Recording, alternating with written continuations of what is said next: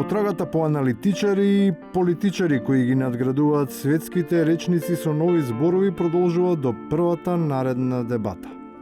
Во желбата да се користи помодерна фраза за да се искаже одбивноста, се пристапува кон незина трансформација во исчашена јазична форма на традиционалната француска. Значи, дебутантно е уште да разговараме дека такви работи може да се чуваат. Такви работи нема да престанат да се случуваат се додека не престанат да се прават пионерски излети на сериозни репортери кои во моменто ни слободна интерпретација на историјата, без да бидат живи сведоци, изведуваат заклучоци за условите во кои некогаш се живеело. На овој ден секоја година, почитувачите на ликот и делото на Тито доаѓаат да положат венец и свежо цвеќе и да ги евоцираат спомените од едно поинакво и безгрижно време. Безгрижено ниту било, а нема ни да биде со оглед на најавите дека без нивна партиципација во политичките врвови, најголемиот губитник ќе бидат државата и народот, на кој изгледа никако да им дојде умот. Знаете што? Нема глас за Македонија да изгуби ништо, со тоа ќе изгуби Македонија.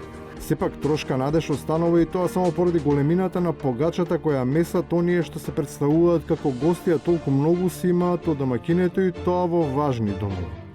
Отаму и зајадливоста на нивните љубоморни љубовници, кои се свесни дека нив сепак некој друг со душа би ги пречекал.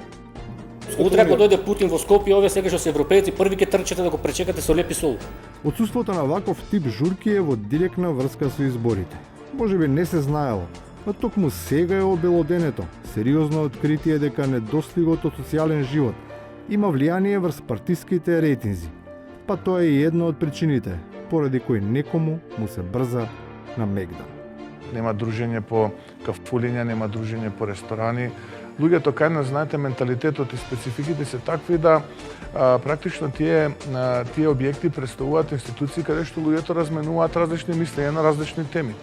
И бидејќи општеството ни е политизирано, најчесто се зборува на политички теми и бидејќи луѓето практично 3 месеци, би рекол, веќе не се состануваат по тие објекти, практично изгубиле чувство за политичките теми. И на крајот, понизата представени анализи уште еден аргументиран став, кој за разлика од останатите и пркоси на модерната медицина. Нема тука корона што се зборува.